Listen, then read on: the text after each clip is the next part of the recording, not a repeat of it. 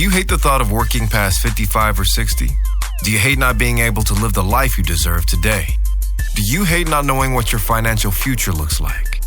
It's time to stop doing what you hate. Here's your host, Mr. Harold Green. Aloha, everybody. This is Harold Green of Breaktree Financial Group, and it is time to stop doing what you hate. Aloha there. I hope you have had a phenomenal week. I've had a good week, a little bit difficult here and there, but overall, I would say it was a good week. I want to talk to you guys today about something very serious, and the title of my show is titled Mad Focus. That's right, Mad Focus. And we're going to talk a little bit about the things that you can do to focus better. And I'm also going to talk to you about some things that will kill your focus. I mean, things that are just distractions, maybe one distraction after the other. We're going to dig into that. But my day started off really great, and it has a lot to do with focus. So I was up at about 3:30 a.m. this morning. It's a Saturday.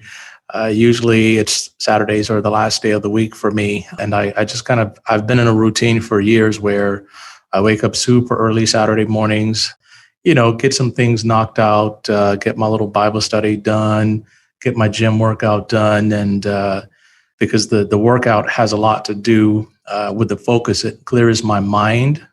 It also reduces stress. So I got in a pretty good workout and burned a lot of calories. I think it was like 900 calories. I usually either go between 900 and 1,300 calories in a workout. I try to get them as intense as I can, because I noticed that the more intense my workouts, the more focus I have for the day.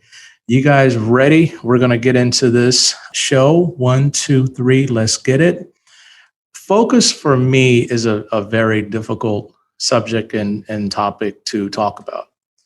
And when I come across something difficult, I always turn to my A1, my go-to, which is the Bible. You guys know me. I talk about my faith. I talk about my beliefs in God.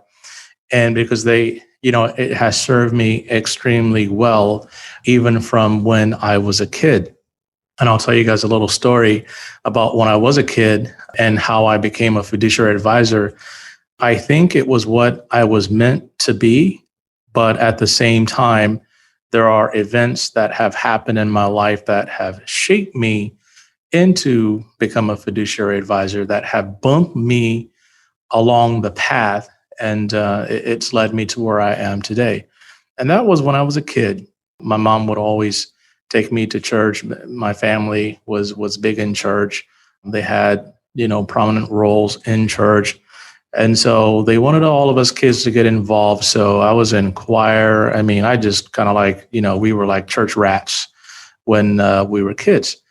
And a lot of times we were just playing around and acting a fool and, not really paying attention. And so one day my granddad said, "Hey, I want you to start doing the message for the offertory." And the message for the offertory is when you stand up before the crowd and you talk about giving and how giving is important and what the purpose of giving is and what it all means. And so I think I was like probably second and third grade when they started me on that. And I tell you, I was so nervous when I had to do it the first time. I almost peed on myself, to tell you the truth, but I got through it. And I would do it every Sunday. And then after a while, I got more and more comfortable with it. But here's the thing, what I took away from that. So not only did I have to give the offertory message, we collected the funds, and I also had to count the funds and then secure the funds. And then we would take the funds to the bank and then deposit the funds into the church's bank account. So I've been dealing with money since I was a kid, and I've learned how to handle it, how important it is. And, but growing up, I kind of fell away from that. And then I started abusing money, which got me into a bad place. So I kind of went away from the things that served me well. And then as I became an adult, I got back to those things. And so I want to start off by just reading something to you guys out of Genesis 13, which is very important. It's about Abraham and Lot, and it's really a story about focus. And what you focus on, you get. I'm going to say that again. What you tend to focus on, you get. It's about Abraham and Lot. It was uncle and nephew. And so I'll start in verse 113. And Abraham went up out of Egypt, he and his wife, and all that he had, and Lot went with him into the south. And I'll give you guys a secret to this. If you read back before that, you'll find out that Lot wasn't supposed to be with Abraham. Abram was supposed to go by himself. So they were both rich, and they had a lot of cattle, a lot of livestock, and the place they went together, it wasn't enough for both of them to feed all of their kids and all of their families, and they got into a fight. And usually when you hook up with people that you're not supposed to be hooking up with, things tend not to go right. And so they said, okay, we're relatives, so we're not going to fight each other. Let's you go this way, I go that way. You go left, I go right. But if you want to go the other way, I'll go the other way. And so basically what happened is they went their separate ways. And it says, Abram dwelled in the land of Canaan, and Lot dwelled in the cities of the plain and pitched his tent toward Sodom. And if you guys know anything about the story, Sodom and Gomorrah were places that were not so great. There's some things going on there that were just not good. Sodom was called, I think it was the city of sin. So if you read it, and Lot pitched his tent toward the city of sin. And sin just simply means shortcomings. And so we all have shortcomings. And so no one's perfect. But here's what he did. He pitched his tent toward the city of sin. And next thing you know, you guys read further, he ends up there. And then next thing you know, things happen there. And then Lot pretty much ends up losing his wife and so on and so forth. So he started off by being in the wrong place at the wrong time. He never should have been there. But then he focused on something he should not have focused on. And I'm going to tell you guys again, what you focus on, you tend to get. So there's something I call the 4 Ds, or the dangerous Ds, if you want to call them. But I'm going to skip a little bit and talk about my focus and the things, I think the 3 events that happened in my life that changed my focus forever and allowed me to get to where I am today. I'm going to call them the watch, the drive, the Bible study. The watch, the drive, the Bible study. I'm going to start with the watch. When I first got to Hawaii back in 1994, my cousin Jay, call him JJ, was here. He was stationed here in Hawaii before me. And I was so excited to hook up with my cousin again because we grew up like brothers and stuff. You know, the dirt rock fights and all the stuff we used to do when we were kids. It was just a blast. So JJ was here, his wife was here. Also, his brother Antonio was here. They got stationed here in Hawaii together. So I was extremely happy. And then I had just got married. And so, you know, my wife and I, we were just extremely happy to hook up with my cousin. And so the first thing he did when we hooked up and we got together, we went to this place called Hanauma Bay. And Hanauma Bay is one of the most beautiful places in the world. You can go there and you can snorkel and just kind of like stay there for hours and hours and hours and hours and hours. And so we got our snorkel gear, and I made a mistake. And I had just bought this brand new 2-tone watch. It was really nice, but it had the band that like the elastic type of the metal band, the stretch band. So I ran and I dove headfirst into the water with my watch on. I hit a wave, and next thing you know, my watch was gone. And because it was too close to the shore, there was a lot of sand that was kind of kicking up and I couldn't see. And that just ruined my day, but it didn't last. And so after we were done snorkeling, we got in the car and we drove up to the lookout, and the lookout was overlooking this place, this community called Hawaii Kai. And Hawaii Kai is a very beautiful place. I don't know if you guys ever been to Hawaii, but certain parts of it, you know, is really nice. But this place called Hawaii Kai, and I looked there and I said to myself, I said, I will live here someday. I will live here someday. And that set the tone for me. Okay. So I began to think in my mind, and it was like a pipe dream at that time because I was only, I think it was like 20 years old. I hadn't even made 21 yet. So I said, man, I'm going to live here someday. So we went on about our life here in Hawaii. And the next thing you know, I got a job that where I drove out to Hawaii Kai to visit people. I probably told the story before. I would visit people in their homes, and some people had really nice houses, and I would go and deliver their policies or review their life insurance policies with them because that was my job at the time. And so again, I was like, wow, now I'm driving out here to Hawaii Kai to deliver policies. And some time went on, and next thing you know, I had met a friend, and that friend became extremely successful. And he was able to buy a house right on the marina that was well over $1 million, and beautiful home. It was just phenomenal. I had probably never been in a house that nice. And so he would have Bible studies at his house on Friday night. We would go out there and visit. And one night, a guy had got lost coming out to his house, and so he said, "Hey, why don't you go pick him up? He's lost over here at this place over here. He's lost." And so the next thing you know, I go over and I pick the guy up. Long story short, it was at the condominium gated condo, the gated community that I live in now. And when I drove up to the gate, I was like, wow, it would really be nice to live here someday. So when we went back to the Bible study out over the water, you can see this condo all lit up, Christmas lights and everything on it. It was very beautiful. And so every time I went there, I would focus on that. I would see that. And next thing you know, my business became successful.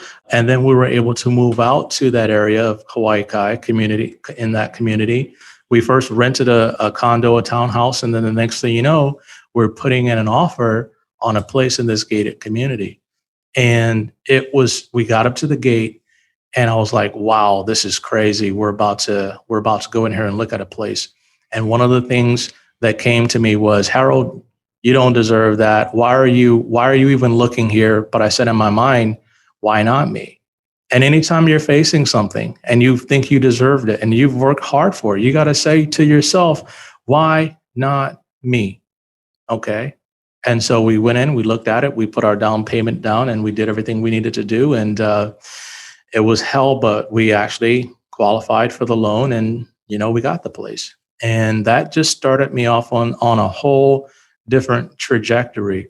And along the way, I've always taken time out to refocus and to repurpose on my goals, my dreams, and my objectives. And every year I take about a week or two and just really think at the end of the year, what is it that I'm focusing on? Because you get what you focus on. Okay. And it can be good or bad. All right. But here are some dangerous D's that can throw you off. The dangerous D's: number one, distractions. Oh my God, man. I hate distractions with all I have. I hate distractions. And why? Because distractions are kind of like my kryptonite. And I'll be on a really good roll, and next thing you know, boom, some kind of distraction will happen. Either it's a person, or it is a situation, or it is a circumstance. And I'll tell you something, negative distractions are magnetic, and you kind of bring them on yourself, either through a door that you have left open somewhere, or something going on in a relationship that you failed to deal with. There's always something you can do to get rid of the distractions in your life, and they have to be dealt with. Sometimes they are painful.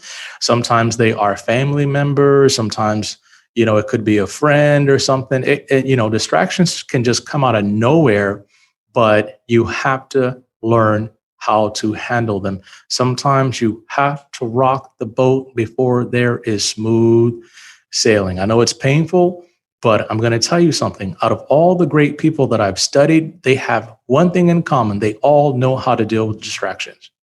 You will never be great. You will never be successful. You will never accomplish anything that you set out to accomplish until you learn to handle distractions. Number two, disappointments. I have faced my fair share of disappointments. And sometimes it has a lot to do with relationships. It has a lot to do with like our own shortcomings, maybe self-inflicted wounds or unforced errors. But disappointment, they're going to come. And sometimes they come in the form of people problems. Sometimes people, they don't know how to handle themselves. And there's a saying out there that goes like this: hurt people hurt people. When you come across people that are hurt, they talk hurt. A lot of times the only thing you can do for them is pray for them, wish them well, and kind of send them on their way. But if you allow hurt people into your life, they're going to hurt you, and then you're going to become the hurt person that hurts somebody else. And that's one of the things that I pray to God all the time. Please help me not to hurt people or cause anyone any type of unnecessary pain, because I am not a perfect human. I make mistakes, and I pray all the time that God will help me to make sure I'm not hurting anyone. I'm not stepping on anybody's toes. I'm not doing anything unnecessarily to cause anyone pain, because I don't want to be a disappointment to anyone, because I hate when people are a disappointment to me. Another thing, disasters, storms. Man, sometimes things just come at you like we had this. I'm not even going to get into all the things that have happened in my life, but I've had a lot of disasters happen to me, different tragedies and things like that could have thrown me off, that could have really derailed my life. But I learned how to deal with disasters. And the biggest thing you have to do is recover. Sometimes you have to take time to recover from disasters. Sometimes we try to plow through them. Sometimes we try to push on, but we have to take a moment and recover from our disasters. There's a lot of other D's out there that I can get into, but for the sake of time, I just wanted to share with you guys the thing moving forward is you tend to get what you focus on. And so there's a lot of things happening in the world today that has really distracted a lot of us. And that's a big one right there. So we got to put these distractions aside, and we have to learn how to focus on our future. But the key to handling that is to make sure you have a well-balanced plan. And if you don't have a plan to get yourself from where you are today to where you need to be, or a plan that will help buffer you from some of the distractions, some of the disappointments, and some of the disasters. A lot of the stuff is avoidable, but you just have to have a plan, and you have to have eyes out for you, and you have to have people looking out for you, and you have to have a team that can help you through this. And so if you want to know more, you can go to my website, retirenowretirewow.com. And then go to the Rapid Retire section, download the Game Changer form, or just get in contact with me. Give me a holler, 808-521-4401, and I'll be in touch with you to help you stop doing what you hate. Another thing I just want to say real quick is we finally got our college funding system up, and it's about there. And if you want to know more about how I can help you create a blueprint to get your kids through college, or you may have friends who need help with college, or a lot of times people won't say they need help, but, and it's an embarrassing topic. But if you know of people with kids that are in maybe 9th grade to 11th grade or so on, have them go to my new site. It's Bright, www.bright, BRIGHT, Foxtrot.George.info to learn more about the college funding system. So thank you guys for listening in today. Thank you for allowing me to share with you. I want you to have some mad focus, because we're coming up on the end of the year, and it's time to revamp and to retool. And but make sure you get some rest first, okay? Because it's hard to focus without rest, and then we can go from there. So until next time, you guys, 1, 2, 3, let's get it. This is thepodcastfactory.com.